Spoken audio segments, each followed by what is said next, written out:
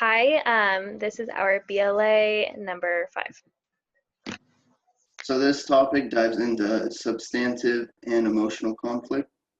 Substantive conflict is aspects of tasks and performance, specific goals or projects, and it's usually non-personal. An example is there was a disagreement at work with the group, and if we should install signs before a road operation, or if we should install them after. So this one's just purely non-personal and focused on the team. And then emotional conflict, personal relationships, personal dislikes, and it's usually emotional. An example, a friend told a secret that I shared with them. This caused a personal disagreement and a tentative relationship. And then substantive conflict evolving into emotional conflict. While operating on a road, there was a machine malfunction, and the situation began as substantive with multiple coworkers, and then it started evolving into emotional with just me and another coworker, and it moved from the team to more so personal relationship, and yeah. The two questions I'm covering are what type of interpersonal conflict occurs when a person must choose between two positive and equally attractive alternatives. And that's known as approach. And an example of that could be if a person had a job, had to choose between a valued promotion within their organization or a desirable new job at another company. And the next question I had is what type of interpersonal conflict occurs when a person must choose between two negative and equally unattractive alternatives?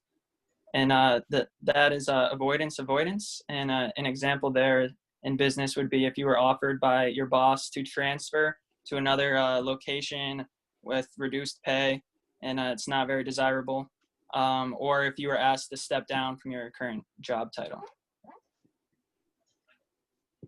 So this is the last interpersonal conflict. It says what type of conflict occurs when they decide something has both positive and negative.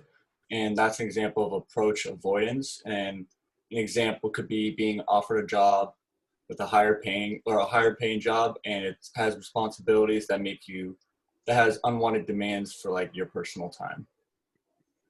All right, and then the next part wanted us to list and describe the 5 direct conflict management approaches, and those are accommodation or soothing, collaboration and problem solving, compromise and avoidance, and competition and authoritative command.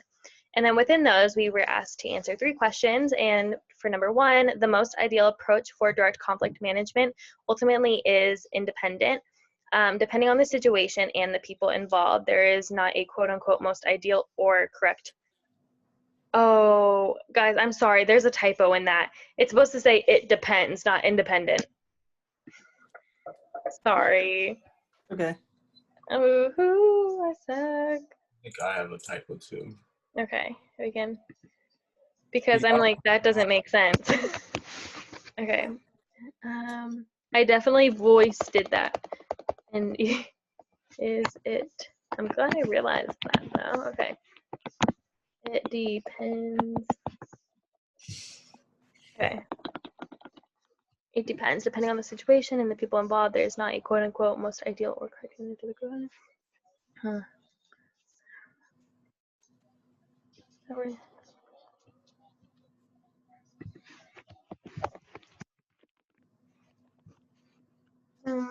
It'll be compromise this one. Okay. Okay, is everyone good for? Mm-hmm. Yep. Okay.